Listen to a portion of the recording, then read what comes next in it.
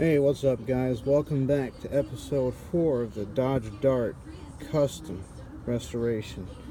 So, picking up exactly where we left off last time and got the master cylinder removed. I didn't bother with the push rod at the pedal because I still got to go under the dash and take a few things out, do that all at once. I also took the voltage regulator off of here. There are the original bolts for it, but it was a Chinese voltage regulator. Excuse the background noise, the police are after somebody. Hopefully not me. But anyways, the bolts are going to be going off to Stephen Fournier just like the rest of the stuff. And the disassembly will continue. Going to get this hole right here fixed. I actually found the piece of metal missing attached to the firewall there. It was actually still on the heater box. It was removed because the stud broke on the heater box and it was just ripped out. So get the stud with a pair of vice grips, get the nut off of there and be able to pull the piece of metal stuck between the two off, flatten it out, and then be able to weld it back into the hole here in the firewall, and should have one more mounting point for that heater box. Alright, one more thing I'm going to do is I'm going to take this receiver dryer off the fender here and package it up so it's ready to go to Classic Auto Air.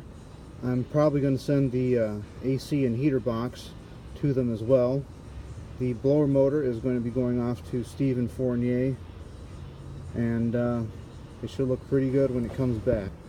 Alright guys, I got the receiver dryer off of there. I was going to take the bracket off of there with a 7/16 inch wrench, but I don't know why Chrysler does it. The hold down bolt is 7/16, but the bolts that hold the thing onto the fender are actually 3/8. So yeah, they use different fasteners on the same part on the same bracket, which is kind of ridiculous.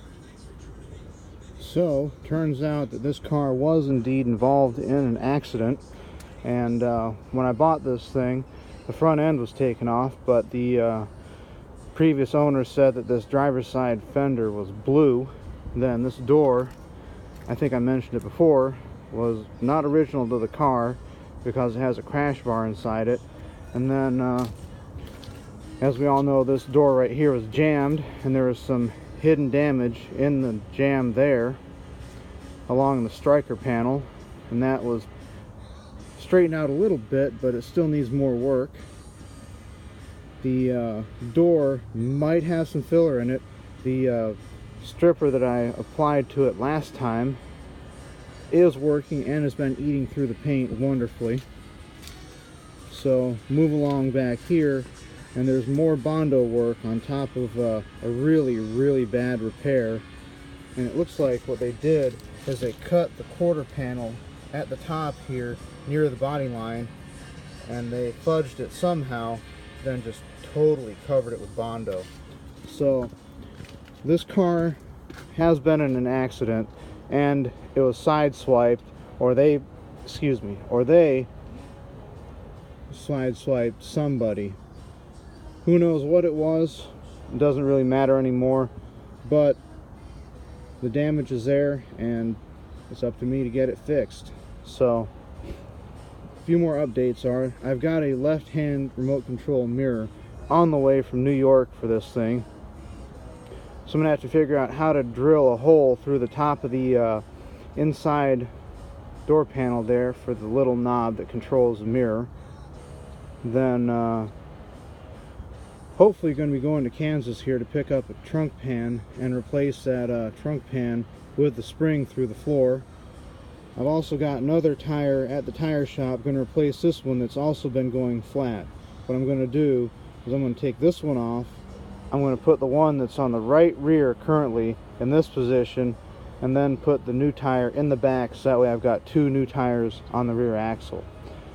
I know it doesn't really matter since the car doesn't even have an engine in it right now, but it's something that I kind of do out of habit from being a technician for about 4 or 5 years and working on people's cars. So I was actually getting more stuff bagged and tagged, and this happened. I went to go take the license plate lamp out of the rear bumper, and I thought I rounded off the screws holding the lamp to the bumper. Nope. Tip of the screwdriver broke off inside the head of the screw. So I guess I got to go to the hardware store and get a new screwdriver. Hopefully one that is better quality, because I think I found this one in the junkyard when I was picking parts for one of the daily drivers. Yeah, maybe Home Depot, Lowe's, or some other hardware store around here will have something really high quality and be able to get that stinking license plate lamp out in the morning. Okay, it's the next day and a package has actually showed up, and it's the mirror for the door here, for the driver's door. Now this is going to be the G33 remote control mirror. Here it is. Wires, gasket, and the control knob.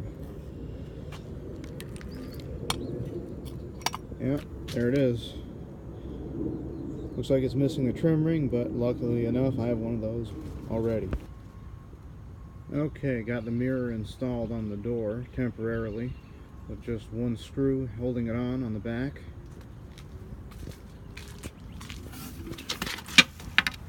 Looks like everything fits and all the holes line up. So hopefully get to re-chrome this mirror and actually use it on the car. Just doing some body work on the core support here. It looks like the car was pulled out of the ditch or wherever this thing ended up in by the core support. As you can see, the hole there is torn, probably from a tow hook or something like that, and that also explains why the core support is actually pulled forward on the driver's side. Been heating it up and beating it with a hammer, and it actually seems like it's going back into place really easy. I got the wrinkle out from behind the hole. You can actually take a look. That's a lot flatter than it was before. And the plan is to hopefully find something solid over here to tie the ratchet strap to, and while heating up this whole corner, pull it back just a little bit because it seems like it's out further in front of everything else. So it only started raining for about 15-20 minutes or so. Went and ducked inside real quick, came back out, and it was pretty nice again. So I went and I used a ratchet strap and put it back there on the right torsion bar and actually hooked it up through this hole that's been damaged and started cranking on it and got it super tight to where it actually went right back in line where it should be. This corner still needs a little bit more fine-tuning as far as the sheet metal goes, and still have to fix that hole. Then I went and I fixed the hole here for the battery weld nut that holds the tray on there. So there is a little tear that's going to have to get welded up and ground down, but that's not a big deal. And then I'm going to weld right here and right here to put the I'm going to weld right here and right here to put that nut back in place. It's kind of like this one right here for the radiator, and go from there. Time to take the radiator support brace off the K-frame so that way it can be straightened out and be able to grab a little bit more of the lip there on the K-frame that's bent over. Going to try to heat that up slowly and straighten it out with some channel locks, some hammers, and some pry bars, and see how it does.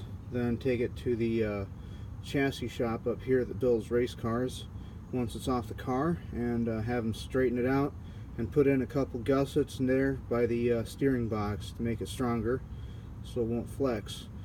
Because one of the things about these Chryslers is that even on these stock cars with manual or power steering, this area right here on the K-frame likes to flex because it's not fully boxed there behind the steering gear.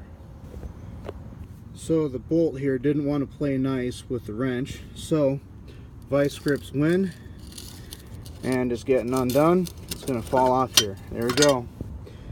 Now there's the damage. You can see a little bit more clearly that whoever was driving this car had a bad day, and whatever they ran into just didn't want to move. And this is what you get when that happens. Now that the crossmember support for the radiator is removed, you can actually see it's nearly at a 90-degree angle. That's how hard this hit was, and that's how hard that K-frame really took it. You can see how far under that impact went under the car, which is pretty crazy. Okay, it's going to wrap it up for episode 3 of the 1970 Dodge Dart Custom Restoration Series. Remember to like, share, subscribe, and leave a comment down below. Let me know what you think. And most of all, thanks for watching.